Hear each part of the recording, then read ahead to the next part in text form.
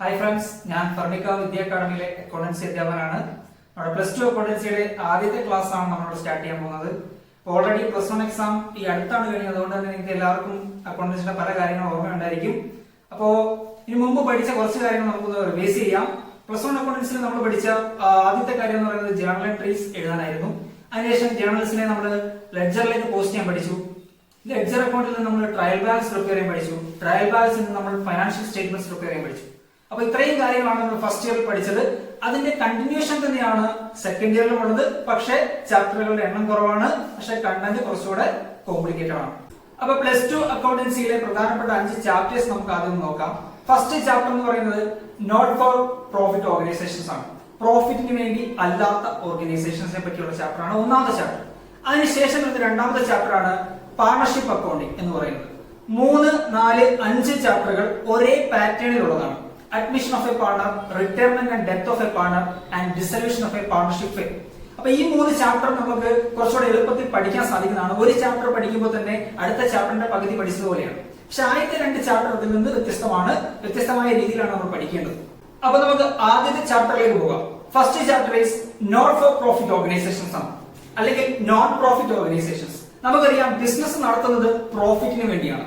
എല്ലാ ബിസിനസ്സുകളും profit oriented ആണ്. പക്ഷേ നമ്മുടെ രാജ്യത്ത് അല്ലെങ്കിൽ ലോകത്ത് തന്നെ ഒരുപാട് ഓർഗനൈസേഷൻസ് പ്രോഫിറ്റ് ഓറിയന്റഡ് അല്ലാതെ ബിസിനസ് നടത്താറുണ്ട്. അത്തരത്തിലുള്ള ഓർഗനൈസേഷൻസിനെ പറ്റിയും അതിന്റെ അക്കൗണ്ടിംഗ് ഫോർമാറ്റുകളെ പറ്റിയുമാണ് നമ്മൾ ഒന്നാമത്തെ ചാപ്റ്ററിൽ പഠിക്കുന്നത്. അപ്പൊ നമുക്കറിയാം ബിസിനസ് പ്രോഫിറ്റ് ഓറിയന്റഡ് ആണെങ്കിൽ നമ്മൾ profit and loss account, balance sheet ഒക്കെ പ്രിപ്പയർ ചെയ്യും. അങ്ങനെയാണെങ്കിൽ അങ്ങനെ പ്രോഫിറ്റ് ഓറിയന്റഡ് അല്ലാത്ത ഓർഗനൈസേഷൻസ് എന്ത് അക്കൗണ്ടുകളാണ് പ്രിപ്പയർ ചെയ്യുന്നതാണ് പഠിക്കാൻ പോകുന്നത്. അതിലെ പ്രധാനപ്പെട്ട 3 അക്കൗണ്ടുകളാണ് receipt and payment account, income and expenditure account and balance sheet. ഇതിലെ ബാലൻസ് ഷീറ്റ് നമുക്കറിയാം, നമ്മൾ കഴിഞ്ഞ വർഷം പഠിച്ചതാണ്. പക്ഷേ നമുക്ക് പരിചയമില്ലാത്ത രണ്ടെണ്ണമാണ് റെസിപ്റ്റും ഇൻകം ആൻഡ് എക്സ്പെൻഡിച്ചർ അക്കൗണ്ട്. അപ്പൊ ഈ അക്കൗണ്ടുകൾ എന്തൊക്കെയാണ്, ഈ അക്കൗണ്ട് എങ്ങനെയാണ് പ്രിപ്പയർ ചെയ്യുന്നതാണ് നമ്മൾ ഈ ക്ലാസ്സിൽ പഠിക്കാൻ പോകുന്നത്. നോൺ പ്രോഫിറ്റ് ഓർഗനൈസേഷൻസിന്റെ പ്രധാനപ്പെട്ട കുറച്ച് സവിശേഷതകൾ നമുക്ക് നോക്കാം. നിങ്ങൾക്ക് തന്നെ സംശയം കാണും, ബിസിനസ് പ്രോഫിറ്റിന് വേണ്ടി അല്ലെങ്കിൽ പിന്നെ എന്തിനാണ് ഇവർ നടത്തുന്നത്, അല്ലെ? ഒരു സിനിമയിൽ വിജയ് പറഞ്ഞതുപോലെ നത്തിങ് പേഴ്സണൽ, ജസ്റ്റ് സർവീസ്. സേവനം നൽകാൻ വേണ്ടിയാണ് ഇത്തരത്തിലുള്ള നോൺ പ്രോഫിറ്റ് ഓർഗനൈസേഷൻ നിലനിൽക്കുന്നത് തന്നെ. അപ്പോ നമുക്ക് തന്നെ നമ്മുടെ നാട്ടിലുള്ള ക്ലബ്ബുകളെ പരിചയമുണ്ട്, അതുപോലെ ചാരിറ്റബിൾ ട്രസ്റ്റുകൾ. അത്തരത്തിലുള്ള സംവിധാനങ്ങളെല്ലാം ഇത്തരത്തിൽ സേവനം കൊടുക്കാൻ വേണ്ടി മാത്രമാണ്. അവർക്ക് അതിൽ നിന്ന് വലിയ വരുമാനങ്ങളോ അല്ലെങ്കിൽ ലാഭമോ ഒന്നും പ്രതീക്ഷിക്കാതെ, പ്രോഫിറ്റ് എയിം ഇല്ലാതെ സേവനം കൊടുക്കുക എന്ന ഒരേ ഒരു ചിന്ത മാത്രം നടത്തി മുന്നോട്ട് കൊണ്ടുപോകുന്ന സ്ഥാപനങ്ങളാണ് ഇത്തരത്തിലുള്ള നോൺ പ്രോഫിറ്റ് ഓർഗനൈസേഷൻസ്. അപ്പൊ ഇതിന്റെ പ്രധാനപ്പെട്ട പ്രത്യേകത ഒന്നാമത്തത് form four providing service provide ചെയ്യുക. അത് ചിലപ്പോൾ എഡ്യൂക്കേഷൻ ആയിരിക്കാം, അല്ലെങ്കിൽ ഹോസ്പിറ്റാലിറ്റി ആയിരിക്കാം, അല്ലെങ്കിൽ അതുപോലെയുള്ള ഏതൊരു സേവനവും ഒരു ഇൻഡിവിജ്വലിന് അവനെ ഇഷ്ടപ്പെടുന്ന രീതിയിൽ അല്ലെങ്കിൽ അർഹമായ രീതിയിൽ പ്രൊവൈഡ് ചെയ്യുക എന്നുള്ളതാണ് ഇതിന്റെ ഒന്നാമത്തെ character. 2, organised as charitable trust. മിക്ക നോൺ പ്രോഫിറ്റ് ഓർഗനൈസേഷൻസും ചാരിറ്റബിൾ ട്രസ്റ്റ് ആയിട്ടാണ് ഓർഗനൈസ് ചെയ്യപ്പെട്ടിരിക്കുന്നത്. ഇപ്പൊ നമുക്ക് തന്നെ ഫിറോസ് കുന്നുംപറമ്പിൽ എന്ന് പറയുന്ന വ്യക്തി അറിയാം. അദ്ദേഹം എന്താണ് ചെയ്തുകൊണ്ടിരുന്നത്? ക്യാഷ് ഉള്ള ആളുകളുടെ കയ്യിൽ നിന്ന് സ്വരൂപിച്ച് ആർക്കൊക്കെയാണോ ആവശ്യം അവർക്ക് എന്ത് ചെയ്യുന്നു, ഡിസ്ട്രിബ്യൂട്ട് ചെയ്ത് കൊടുക്കുന്നു. അപ്പൊ അദ്ദേഹം ഒരു ബിസിനസ് ഓർഗനൈസേഷൻ ആണോ? അല്ല, മറിച്ച് മറ്റുള്ളവരുടെ കയ്യിൽ നിന്ന് ഫണ്ട് സ്വരൂപിച്ച് അത് ആവശ്യമുള്ളവർക്കും അർഹതപ്പെട്ടവർക്കും എന്ത് ചെയ്യുന്നു, എത്തിച്ചു കൊടുക്കുന്നു. അപ്പൊ ഒരു ചാരിറ്റബിൾ ട്രസ്റ്റ് പോലെയാണ് ഇത്തരത്തിലുള്ള ഓർഗനൈസേഷൻ. ഇനി managed by managing of executive committee. Business പ്രധാനമായിട്ടും മാനേജ് ചെയ്യുന്നത് ബോർഡ് ഓഫ് ഡയറക്ടേഴ്സ് അല്ലെങ്കിൽ അതിന്റെ MD തുടങ്ങിയവരാണ്. ഇപ്പൊ ഇവിടെ നോൺ പ്രോഫിറ്റ് ഓർഗനൈസേഷനെ കൺട്രോൾ ചെയ്യുന്നത് തന്നെ മാനേജിംഗ് കമ്മിറ്റി അല്ലെങ്കിൽ എക്സിക്യൂട്ടീവ് കമ്മിറ്റിയാണ്. ഇനി നിങ്ങൾക്ക് സ്വാഭാവികമായിട്ട് ഉണ്ടാകുന്ന സംശയമാണ്, ഇതിൽ പ്രോഫിറ്റ് ലോസ് ഇല്ല, പക്ഷേ അതിനോട് സൂചിപ്പിക്കുന്ന അല്ലെങ്കിൽ അതുപോലെ തന്നെ ഇരിക്കുന്ന മറ്റ് 2 ടേമുകൾ നമ്മൾ പഠിക്കുന്നുണ്ട്. അതാണ് സർപ്ലസ് ഓർ ഡെഫിസിറ്റ്. ഒരർത്ഥത്തിൽ പറഞ്ഞാൽ ഇത് പ്രോഫിറ്റ് അല്ലെങ്കിൽ ലോസ് എന്ന് തന്നെ നമുക്ക് പറയാം. പക്ഷേ ഇവിടെ ഒരു നോൺ പ്രോഫിറ്റ് ഓർഗനൈസേഷൻ ആയതുകൊണ്ട് നമ്മൾ അതിനെ വിളിക്കുന്ന പേരാണ് സർപ്ലസ് അല്ലെങ്കിൽ ഡെഫിസിറ്റ്. അപ്പൊ സർപ്ലസിനെ നമുക്ക് പ്രോഫിറ്റ് ആയിട്ട് തന്നെ കമ്പയർ ചെയ്യാം, ഡെഫിസിറ്റിനെ നമുക്ക് ലോസ് ആയിട്ട് തന്നെ കമ്പയർ ചെയ്യാം. അപ്പൊ നിങ്ങൾക്ക് പ്രോഫിറ്റ് എങ്ങനെ കിട്ടുന്നത് അറിയാലോ? എക്സ്പെൻസിനേക്കാൾ കൂടുതൽ വരുമാനം, ഇൻകം ഉണ്ടാകുമ്പോഴാണ് നമുക്ക് പ്രോഫിറ്റ് കിട്ടുന്നത്. അപ്പൊ ഇവിടെ എക്സ്പെൻസിനേക്കാൾ കൂടുതൽ ഇൻകം ഉണ്ടായാൽ നമ്മൾ അതിനെ സർപ്ലസ് എന്ന് വിളിക്കും. എക്സ്പെൻസ് ആണ് കൂടുതലെങ്കിൽ നമ്മൾ അതിനെ ഡെഫിസിറ്റ് എന്ന് വിളിക്കും. ഇനി ഇതുമായിട്ട് ബന്ധപ്പെട്ട് ഓർത്തിരിക്കുന്ന മറ്റൊരു പോയിന്റ്, ഇവിടെ ഈ സർപ്ലസ് അല്ലെങ്കിൽ ഡെഫിസിറ്റ് ഇവർ ആരും വീതിച്ചു കൊണ്ട് പോകുന്നില്ല. പ്രോഫിറ്റബിൾ ഓർഗനൈസേഷൻ ആണെങ്കിൽ അവിടെ കിട്ടുന്ന ലാഭം ആർക്ക് വീതിച്ചു കൊണ്ടുപോകാം?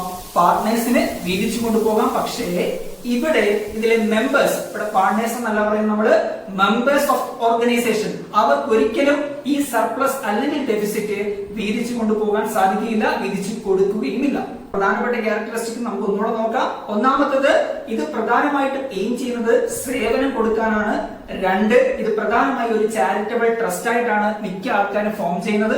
അതോടൊപ്പം ഇതിനെ കൺട്രോൾ ചെയ്യുന്നത് മാനേജിംഗ് അല്ലെങ്കിൽ എക്സിക്യൂട്ടീവ് കമ്മിറ്റിയാണ്. അപ്പൊ ഈ കമ്മിറ്റി എന്ന് പറയുമ്പോൾ ഉള്ള മെമ്പേഴ്സിൽ നിന്ന് അവർ തന്നെ എലക്ട് ചെയ്ത് കുറെ ആൾക്കാരെ ഞങ്ങളെ ഭരിക്കാനായിട്ട് ഏർപ്പാട് ചെയ്യും. നമ്മൾ ഇലക്ഷൻ വോട്ട് ചെയ്ത് ആൾക്കാരെ മന്ത്രിയാക്കുന്നത് പോലെ നമ്മൾ ഓൾറെഡി ഉള്ള മെമ്പേഴ്സിൽ നിന്ന് കുറെ പേരെ എലക്ട് ചെയ്ത് എല്ലാം കൺട്രോൾ ചെയ്യാനായിട്ട് നമ്മൾ ഏൽപ്പിക്കും. അവരാണ് എക്സിക്യൂട്ടീവ് അല്ലെങ്കിൽ മാനേജിംഗ് കമ്മിറ്റി എന്ന് പറയുന്നത്. പിന്നീടുള്ള കാര്യമാണ് സർപ്ലസ് ഓർ ഡെഫിസിറ്റ്. സർപ്ലസ് എന്ന് പറഞ്ഞാൽ നമ്മൾ പറഞ്ഞു, ഇൻകം ആണ് കൂടുതലെങ്കിൽ, എക്സ്പെൻസിനേക്കാൾ കൂടുതൽ ഇൻകം കിട്ടുകയാണെങ്കിൽ നമ്മൾ അതിനെ സർപ്ലസ് എന്നും, എക്സ്പെൻസ് ആണ് കൂടുതലെങ്കിൽ നമ്മൾ അതിനെ ഡെഫിസിറ്റ് എന്ന് പറയും. അപ്പൊ ഈ പോയിന്റുകൾ പഠിച്ചു വെക്കുക, നോട്ട്ബുക്ക് എടുത്ത് എഴുതി വെക്കുക. ഇത്തരത്തിലുള്ള നോൺ പ്രോഫിറ്റ് ഓർഗനൈസേഷന്റെ വരുമാനം എങ്ങനെയാണെന്ന് നിങ്ങൾ ചിന്തിച്ചിട്ടുണ്ടോ? പ്രധാനമായും ഇവരുടെ വരുമാന മാർഗം എന്ന് പറയുന്നത് ഡൊണേഷൻസ്, സബ്സ്ക്രിപ്ഷൻസ് തുടങ്ങിയവയാണ്. ഡൊണേഷൻസ് എന്ന വാക്ക് നിങ്ങൾ കേട്ടിട്ടുണ്ടായിരിക്കും. നമ്മൾ ചില സ്കൂളുകളിൽ ചേരാൻ വേണ്ടി ഡൊണേഷൻ ആവശ്യപ്പെടാറുണ്ട്. അതുപോലെ ആർക്കെങ്കിലും അസുഖം വന്ന് ചികിത്സയിലായി കിടക്കുന്ന സമയത്ത് നമ്മൾ ക്യാഷ് ഡൊണേറ്റ് ചെയ്യാറുണ്ട്. ഇപ്പൊ തന്നെ നമ്മുടെ പ്രളയം വന്നപ്പോഴും ഈ കൊറോണ വന്ന സമയത്ത് നമ്മൾ CM-ന്റെ ഫണ്ടിലേക്കും PM-ന്റെ ഫണ്ടിലേക്കും ഒക്കെ ക്യാഷ് ഡൊണേറ്റ് ചെയ്യാറുണ്ട്. അപ്പൊ അവര് സർവീസ് മാത്രമാണ് പ്രൊവൈഡ് ചെയ്യുന്നത്, അല്ലെങ്കിൽ ബിസിനസ് നടത്തുന്നില്ല. നമ്മൾ അവർക്ക് ക്യാഷ് അങ്ങോട്ട് ഡൊണേറ്റ് ചെയ്യുകയാണ്. അതുപോലെയാണ് എല്ലാ നോൺ പ്രോഫിറ്റ് ഓർഗനൈസേഷൻസിനും അവരുടെ ഏറ്റവും മെജോറിറ്റി ഇൻകം എന്ന് പറയുന്നത് ഈ ഡൊണേഷൻസും സബ്സ്ക്രിപ്ഷനുമാണ്. സബ്സ്ക്രിപ്ഷൻ എന്ന് പറഞ്ഞാൽ ഇപ്പൊ നെറ്റ്ഫ്ലിക്സ്, ആമസോൺ പ്രൈം എന്നൊക്കെയുള്ള OTT പ്ലാറ്റ്ഫോമുകളെ പറ്റി നിങ്ങൾ കേട്ടിട്ടുണ്ടായിരിക്കും. ഇതൊക്കെ നമ്മൾ ക്യാഷ് കൊടുത്ത് സബ്സ്ക്രൈബ് ചെയ്യുമ്പോഴാണ്. പോട്ടെ, സൺ ഡയറക്റ്റ്, വീട്ടിൽ കേബിൾ ഉണ്ടെങ്കിൽ അറിയാം, Sun Direct, Airtel, dish TV ഒക്കെ നമുക്ക് ചാനൽ കിട്ടണമെങ്കിൽ നമ്മൾ സബ്സ്ക്രൈബ് ചെയ്യണം, അല്ലെ? സബ്സ്ക്രൈബ് ചെയ്താൽ മാത്രമേ കിട്ടൂ. അതിനുവേണ്ടി നമ്മൾ ഒരു നിശ്ചിത തുക അവർക്ക് കൊടുക്കുന്നു. അപ്പൊ നമ്മൾ അതിന്റെ മെമ്പേഴ്സ് ആകും. അതുപോലെയാണ് നോൺ പ്രോഫിറ്റ് ഓർഗനൈസേഷൻസിനും നമ്മൾ അതിന്റെ മെമ്പർ ആകണമെങ്കിൽ ചെറിയൊരു തുക അഡ്മിഷൻ ഫീ ആയിട്ട് അല്ലെങ്കിൽ സബ്സ്ക്രിപ്ഷൻ ഫീ ആയിട്ട് എന്ത് ചെയ്യണം?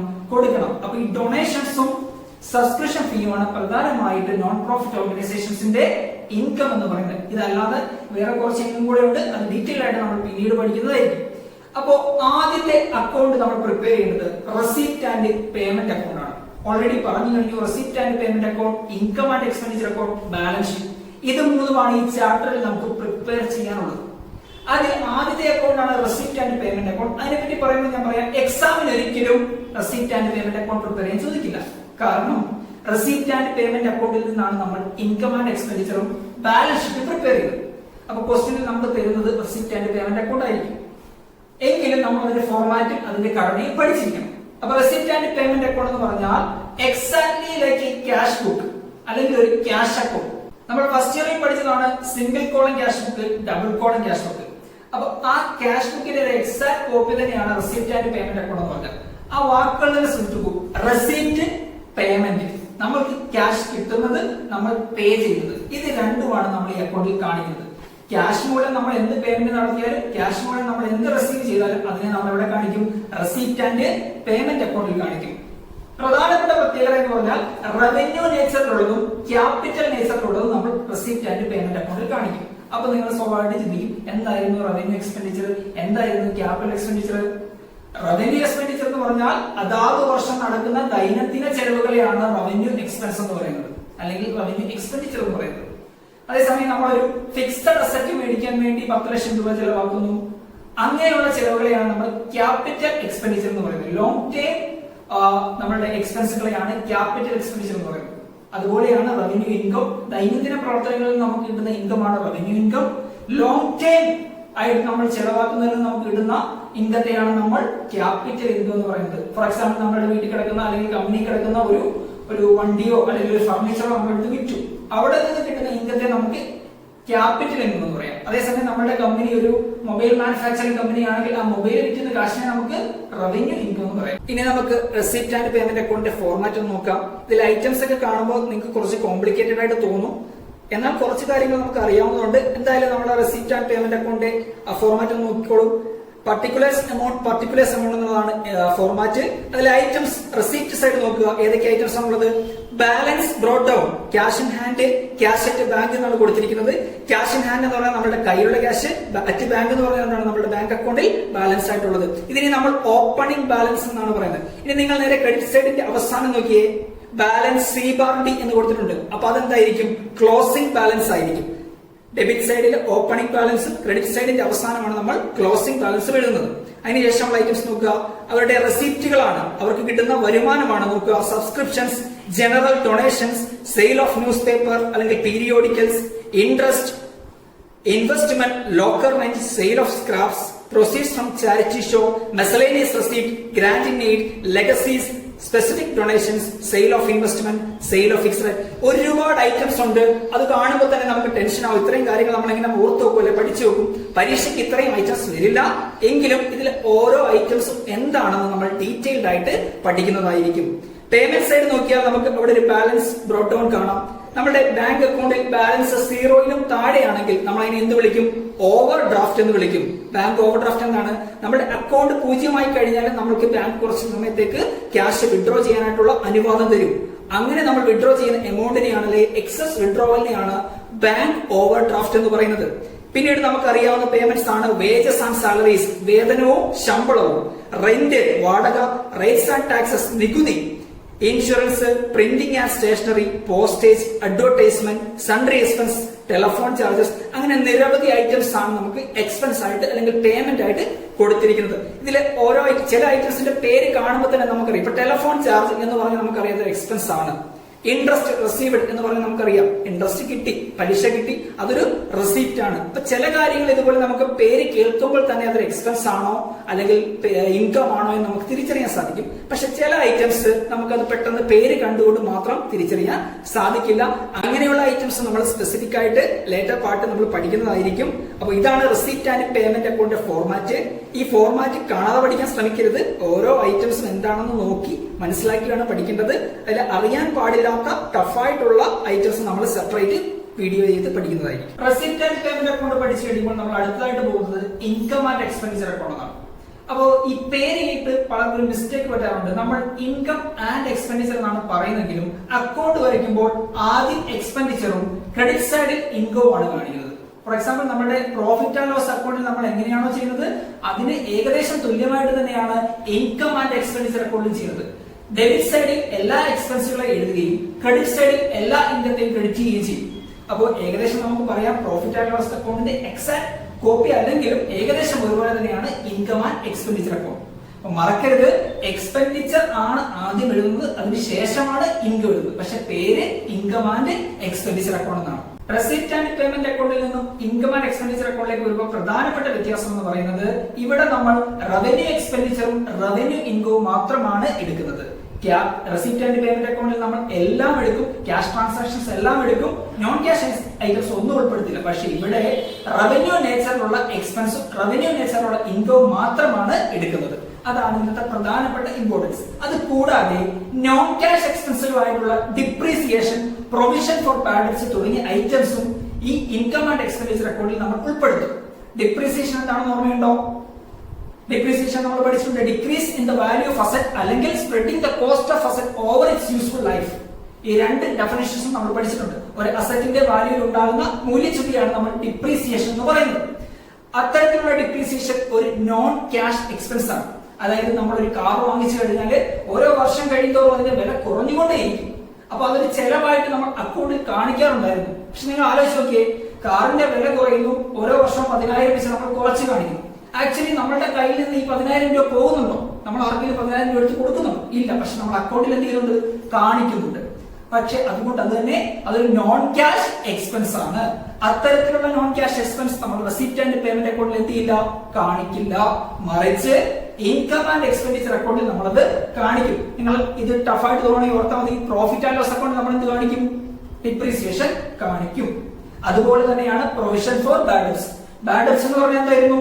നമ്മൾ കടത്തിന് സാധനം വിറ്റിട്ട് ആ സാധനം കടത്തിന് മേടിച്ചുകൊണ്ട് പോയാൽ ക്യാഷ് തരാതിരിക്കുന്ന സമയത്താണ് നമ്മൾ ഡെറ്റേഴ്സ് എന്ന് പറയുന്നത്. ആ ഡെറ്റേഴ്സിൽ തന്നെ കുറെ നല്ലവരായ ആൾക്കാർ എന്ത് ചെയ്യും? ഒരിക്കലും കാശ് തരില്ല. അവരെ നമ്മൾ എന്ത് വിളിക്കും? ബാഡ് ഡെറ്റ്സ് എന്ന് വിളിക്കും.